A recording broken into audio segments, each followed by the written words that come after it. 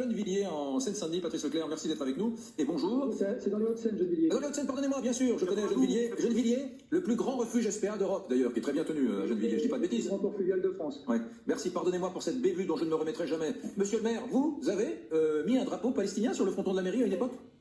Oui, je l'ai mis. D'ailleurs, c'est ce qui avait créé la polémique, puisque les drapeaux israéliens à Nice étaient là depuis 9 mois sans que personne ne réagisse, comme à Fontenay-aux-Roses dans les Hauts-de-Seine. Et 48 heures après que j'ai mis un drapeau palestinien à Gennevilliers, l'État a réagi. Donc il y a un deux poids deux mesures, effectivement, qui s'effectue sur ces questions.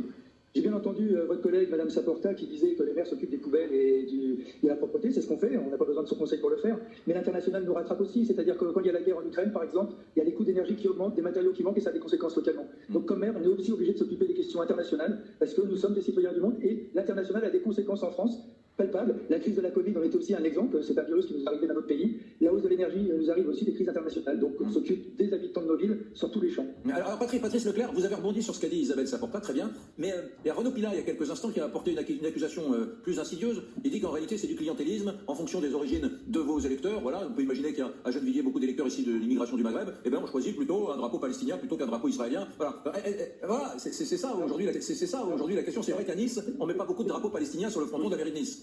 C'est une prise de position facile qui évite le débat au fond sur les questions internationales. Moi, je soutiens la Palestine depuis 1982, j'étais pas maire, et depuis les massacres de Sabra et Shatila. Et par exemple, demain, je vais prêter, enfin pas demain, mais dans la semaine qui vient, je vais prêter des terrains pour une fête religieuse juive, Sukkot, et je le fais aussi, même s'il n'y a pas beaucoup de population juive dans ma ville, je les aide parce que je suis pour le droit d'expression et la liberté de religion.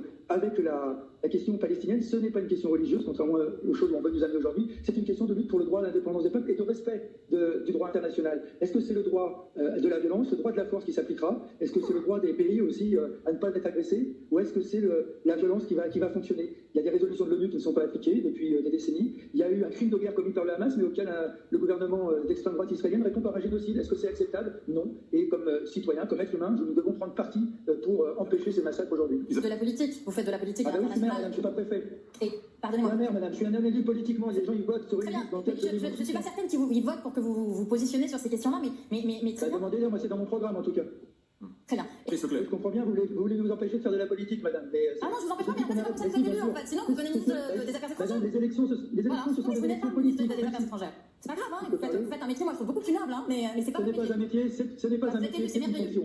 C'est une fonction, madame, et c'est une fonction politique. Ça peut peut-être vous déplaire, mais comme élu politique, je fais de la politique. Je ne suis pas préfet, moi, madame. Je suis un homme politique. Non, Comme homme politique, je fais partie d'un parti qui ne me cache pas. Je fais partie du Parti communiste. Si vous empêchez le conflit politique de s'exprimer, madame, on se retrouve dans une situation où, comme aujourd'hui d'ailleurs, où c'est les